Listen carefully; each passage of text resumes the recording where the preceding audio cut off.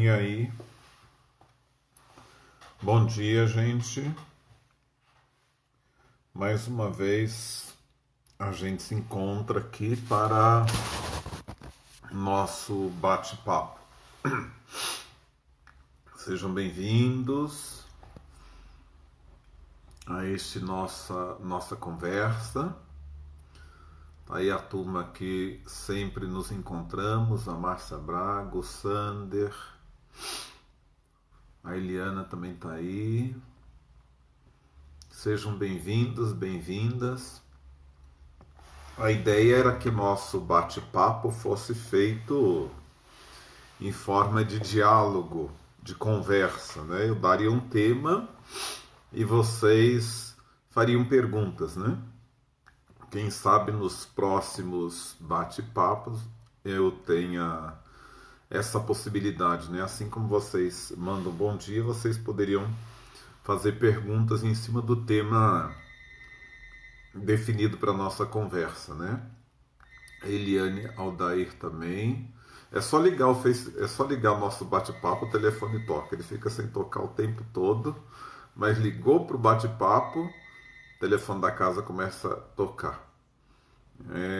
Não sei se o pessoal acompanha ou fica esperando eu começar para poder ligar, mas infelizmente eu não atendo telefone ao vivo, né? A nossa conversa é mais por aqui mesmo. Bom, enfim, eu pensei da gente fazer esse diálogo, né? Mas ao mesmo tempo me veio assim à mente aquela questão da convivência, né? Como é tão difícil conviver com a gente mesmo, né? Acho que a dificuldade maior é a gente se perceber, a gente se enxergar, a gente se aceitar e muitas das vezes a gente compreender, né? Como que a gente consegue se compreender, se perceber, né? Há pessoas que ao longo da vida conseguem se perceber, né? Consigo mesmo, né? Com o seu jeito de ser, com a sua forma de ser. Eu me recordo que certo tempo da vida, quando eu levantava angustiado, triste, num sentimento de vazio, de angústia, eu sempre tinha para mim o seguinte: não passe na frente do supermercado. Eu mandava, né? Já dizia isso para mim mesmo. Por quê? Há muito tempo atrás, antes mesmo de formar psicólogo, eu, quando estava assim, eu passava na frente do supermercado e fazia compra em 3 carrinhos de compra. Saía numa satisfação e as compras para um mês. Uma pessoa só. Como eu não dava conta de tudo aquilo, então eu comecei a chamar as pessoas que passavam na rua, as pessoas que vinham à minha casa: olha, vamos tomar um cafezinho, vou fazer um bolo, você leva, fazer um caldo, essas coisas tudo, e começar a distribuir para consumir logo, porque eu estava chegando num momento de angústia outra vez e eu tinha que voltar ao mercado, né? Mas até então, momento que eu fui convidado a parar diante da terapia, a perceber, eu comecei a ver de que as coisas não funcionam dessa forma, né? E foi preciso que eu me enxergasse, que eu me compreendesse. Então, eu comecei a me entender, né? A me perceber, a enfrentar esse grande desafio da vida, que é tentar se enxergar, né? Mas a dificuldade maior ainda não é só a gente se enxergar. Eu falo que isso é difícil. Mas acho que há outra dificuldade que nós temos ao longo da nossa vida, que é sobreviver àquilo que os outros acham que sabem da gente, que conhece da gente, que define a gente. E constantemente há muitas pessoas de São Paulo ocupadas em nada fazer. Por quê? A grande preocupação delas é ficar na janela, tomando conta da vida dos outros. Aí ela fala que o outro é doido, aí ela fala que o outro é sem educação, aí ela fala que o outro é ansioso, Aí ela fala que o outro é muito mole. Aí ela fala que ela vai definindo o outro em vários aspectos, em várias questões, e que causa um certo espanto essa definição que os outros vão dando. Mas no fundo, a atitude de estarmos na janela, olhando para a vida do outro, é uma forma da gente não olhar para a nossa própria vida. É um mecanismo de defesa, é um recurso que nós arrumamos. Mas muitas das vezes eu preciso me perguntar: será que é o outro que é tudo isso que eu defino, que eu nomeio? Ou eu que não consigo enxergar isso em mim e começo a transferir para o outro? Muitas das vezes pode ser isso. Daí nós vamos dizer assim: olha, o maior desafio do ser humano é conviver com os outros. E principalmente aceitar os outros nas diferenças deles. Esse é o grande desafio que nós temos. E muitas das vezes nós estamos marcados pela mesmice, né? Pelas mesmas coisas. Eu tenho um amigo que possivelmente me ouve, mas nós estudávamos juntos e cada dia eu ia por um caminho para a faculdade. E ele dizia assim: nossa, eu não consigo fazer o que você faz, cada dia você vai por um caminho. Para mim tem que ser todos os dias pelo mesmo caminho. Mas eu vejo que a vida nossa é dessa forma. Nós queremos que as pessoas sejam exatamente da forma que nós conseguimos enxergar, da forma que o outro é. Aí, quando eu não aceito meus pais, eu vou dizer que os pais do outro é bem melhor, porque eles são assim, assim, assado. Se meus pais fossem assim, assim, assado, eu diria que o outro é melhor. Então nós nunca nos conformamos conosco mesmo, né? Com as nossas potencialidades, com a nossa capacidade. E aí nós vivemos angustiados. Daí a gente precisa extrapolar para sempre definir, determinar, acusar e dizer do outro. Aí eu falo assim: essas são as grandes confusões que nós arrumamos por não termos tolerância de aceitarmos a diferença do outro. Por quê? Há pessoas que mudam de casa por alguma outra questão pessoal e a melhor casa para ela é aquela que ela nasceu ou aquela outra casa, né? Há pessoas que mudam de paróquia, de uma cidade para outra. Eu já tive muitas pessoas assim, né? Que vai para uma outra cidade e ela quer que naquela cidade onde ela está morando atualmente o padre faça exatamente do jeito que era feito na cidade onde que ela estava. Há pessoas que, eu já tive isso também, que vão à Canção Nova, vão ao Padre Marcelo Rossi. O melhor lugar é lá. Está na mídia, está aparecendo, há propaganda. Sim, pode ser bom para você, mas não ser bom para o outro, porque o outro às vezes não se sente bem lá.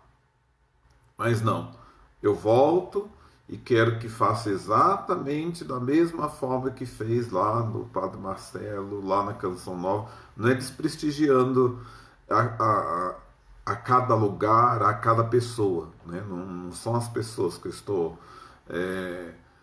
desconfigurando, né? Mas eu estou dizendo assim: olha, é preciso que a gente saiba definir direito onde nós pisamos, quem nós somos e quem é o outro, né? Essa diferenciação para termos uma convivência mais pacífica.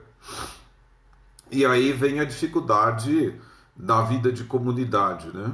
Aqui, graças a Deus, ainda não, porque eu entrei na pandemia, mas já passei por paróquias de que já na paróquia 2, 3 anos, sempre a pessoa queria que eu fosse igual ao outro padre que saiu da paróquia.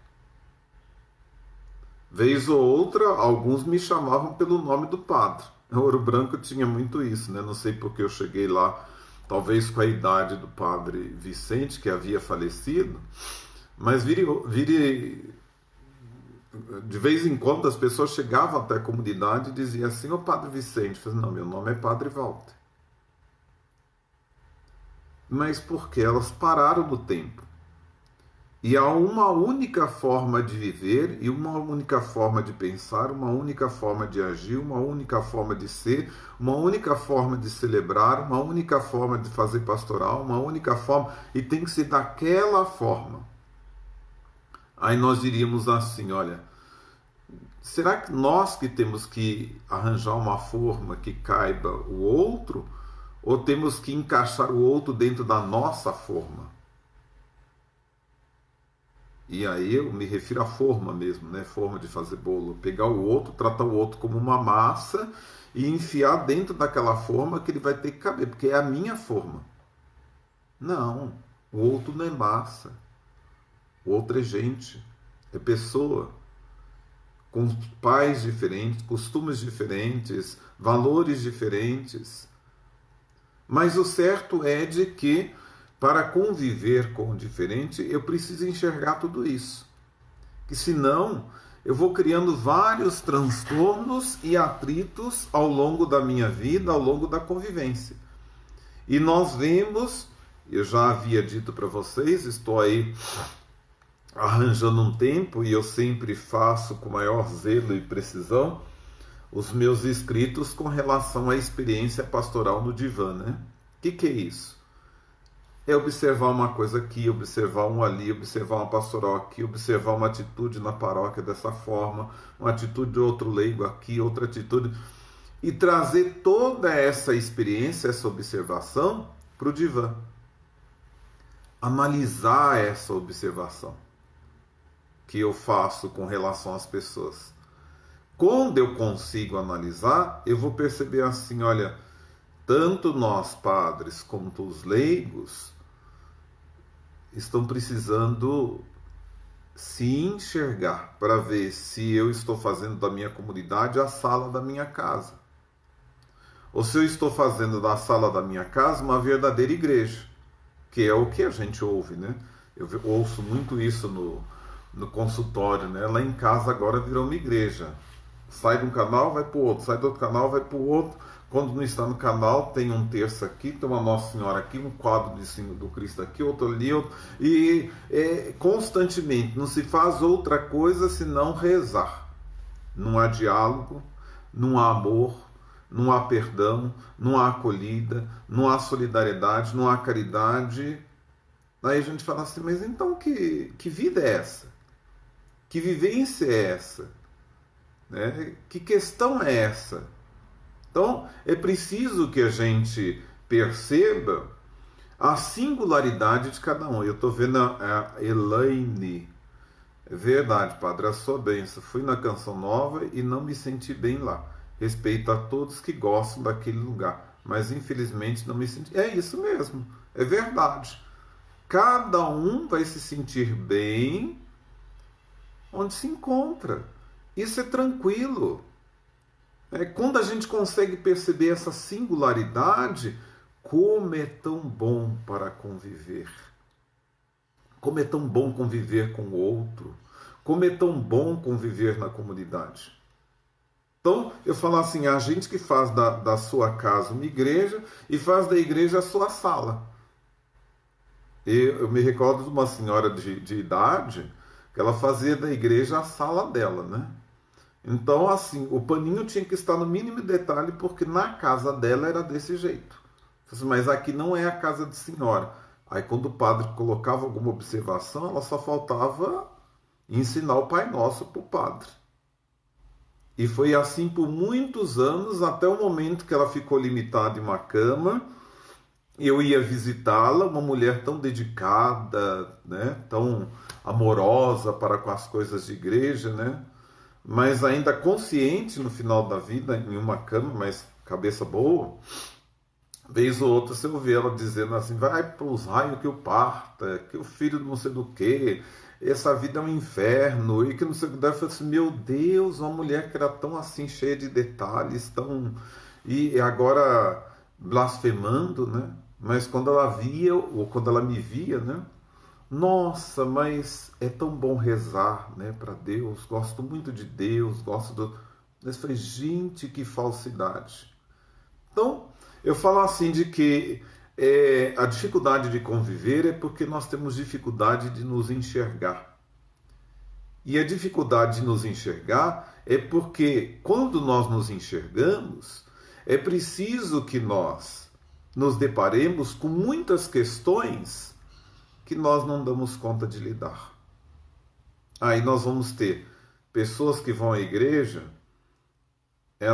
ontem mesmo eu falava para alguém, né? Eu estava numa paróquia, passei por uma paróquia que a pessoa só faltava falar onde que eu deveria de pisar.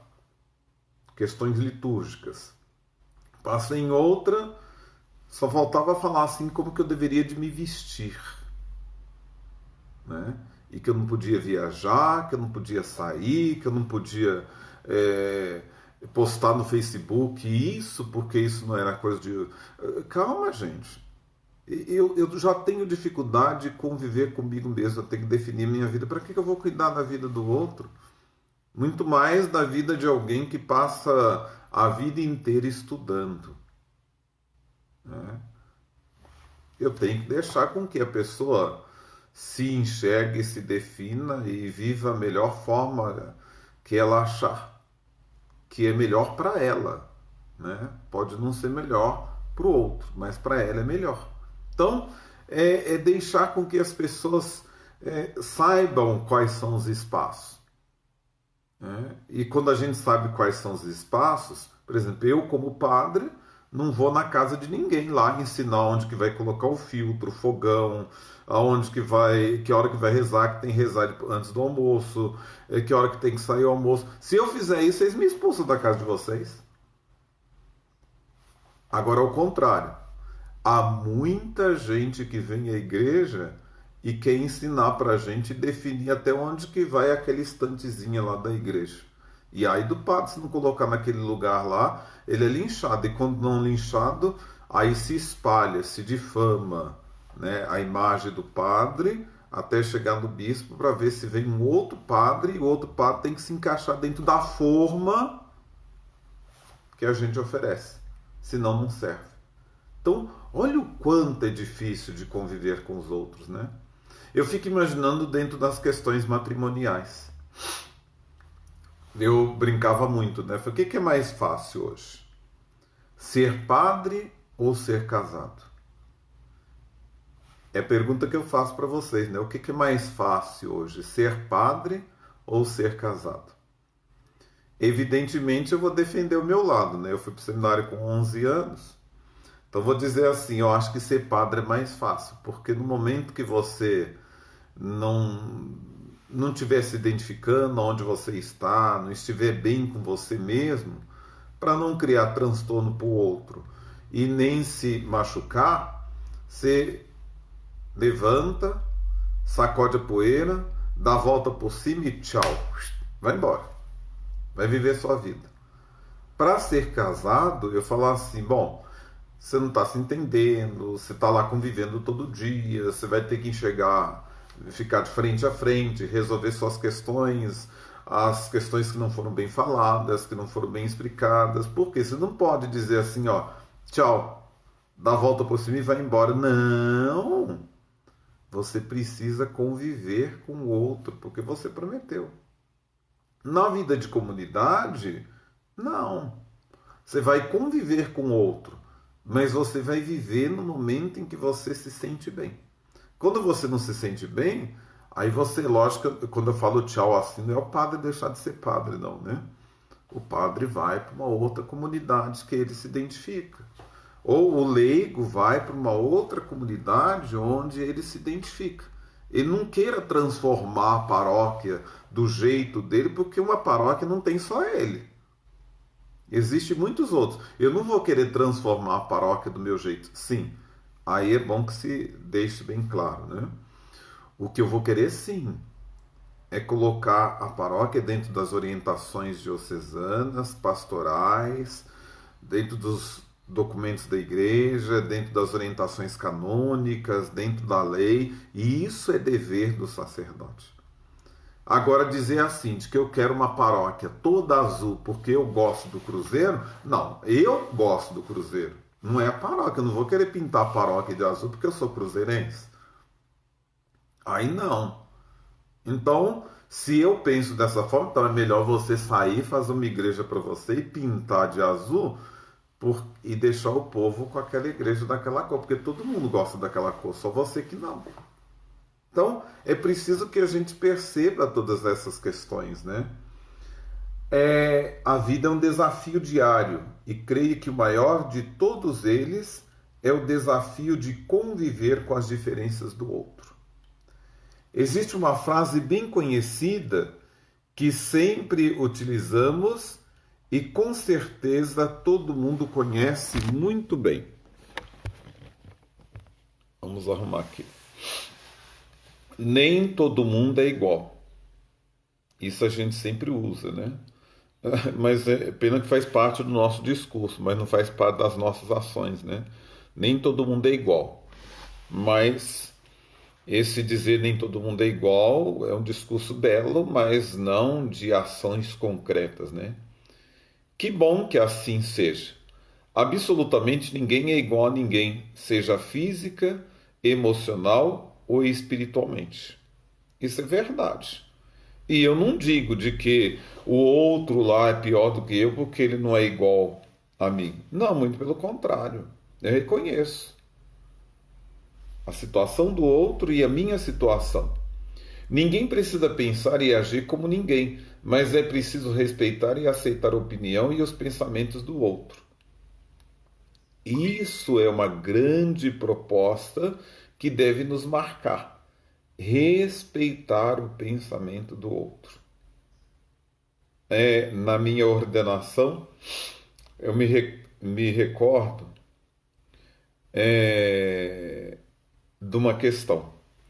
Acho que eu havia dito para vocês. Dom Luciano perguntou assim: olha, o que vai acontecer na tua ordenação? E eu tinha preparado a celebração com o maior gosto, né? Aliás, foi o cônego Nedes quem preparou. Mas eu fiz questão, falei, eu quero que cante aquele Pai Nosso do Padre Marcelo Rossi. Aí, tá tudo muito bem organizado, tudo, daí de repente, rezemos a oração que o Senhor nos ensinou. Eu falei, não, é cantado. Aí ele rezou, fez de conta que não...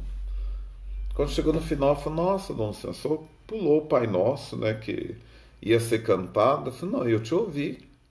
Você falou que ia ser cantado, que ia ser assim assado. Mas você não cantou. Sim, mas eu fiz o que eu precisava fazer, te ouvir. Aí fiquei pensando, falei, realmente ele está certo, né? Ele me ouviu. Mas eu não perguntei para ele se ele teria a possibilidade de deixar cantar o Pai Nosso, já que ele iria presidir a celebração. Entendeu? Às vezes a gente não enxerga o outro, não respeita o pensamento do outro, o jeito do outro, e a gente já chega definindo, mas a gente nem sabe se o outro tem condições de fazer, como que está a vida do outro que está à frente. Que é o mesmo caso lá do padre, né? Ajoelha, ajoelha, ajoelha, porque chegou a parte mais importante da celebração, ajoelha, ajoelha, ajoelha. Olha, se todos aí, se tiver alguém ainda de pé, eu não vou continuar a celebração. E a pessoa lá tranquila, e o padre, meu senhor, por favor, só fique de joelho. E foi lá para poder tirar satisfação com o homem era quase que um gigante, já estava ajoelhado, e quem passou vergonha? O padre. Então, às vezes é preciso enxergar o outro na sua singularidade. Fazei aos outros aquilo que queiras que os outros façam a ti. Não, como é tão difícil entrar isso na cabeça das pessoas. Fazer aos outros aquilo que queiras que os outros façam a ti. Parece-me que a gente reza só uma parte, né? Venha a nós o vosso reino. Só venha a nós. Mas nós não queremos devolver ao outro, né, nosso amor, nosso afeto, nosso respeito, né? E aí o que nós temos são disputas de foice. Na vida de comunidade, eu falo assim, há muito cacique para pouco índio. Há muita gente mandando, querendo definir, querendo falar. Quem manda aqui sou eu, quem faz aqui sou eu, quem, sabe? E pouca gente para baixar a cabeça e ouvir. Relacionar-se com outro implica em muitas dificuldades, possibilitando o aparecimento de conflitos e confrontos. Essa necessidade do igual, do semelhante, que na maioria das vezes não existe, faz com que o ser humano tenha tanta dificuldade em aceitar as diferenças. Aprender a aceitar as diferenças é essencial nas nossas vidas, porque, junto com esses entendimentos, vamos ter muito a ganhar com a vida. Atualmente é comum em redes sociais, em blogs, presenciarmos quinzenas intermináveis sobre determinados fatos e assuntos que acabam gerando uma grande discórdia. Isso porque cada qual quer defender sua posição e quer que o outro é que mude. Dificilmente alguém tem humildade suficiente para admitir o erro. Como conviver com essas diferenças? Existe uma palavra que por vezes fica esquecida numa discussão mais acalorada: respeito. Respeitar o outro, independente de sua cor, credo ou cultura. É além de uma questão ética, é legal, é respeitar a própria vida. O que nos falta, às vezes, é esse respeito. É esse enxergar o outro na sua dignidade, na sua singularidade, e dizer de que o jeito do outro ser não vai te afetar de maneira nenhuma. Olha, se alguém, desculpe, mas hoje seria um preconceito, mas se eu passo na rua, alguém me chama de gordo, não vai fazer diferença nenhuma. Ou alguém me chama de magro, se eu me conheço, não vai fazer diferença nenhuma. Ou se eu não encaixo no patamar de beleza hoje, porque o patamar de beleza para um é isso, para outro é isso, para outro é assim, para outro é assado, e para mim é diferente. Vai fazer alguma diferença para você? Nenhuma. Se o outro lá resolve torcer para o time tal, e o time tal ganhou e ele fica de deboche da minha cara, vai fazer alguma diferença? Eu vou ficar mais rico, mais pobre? Não vai fazer diferença nenhuma. Nenhuma. Quando eu sou seguro daquilo que eu quero, daquilo que eu sou, não vai fazer diferença dialogar e estar em conformidade com o que o outro pensa.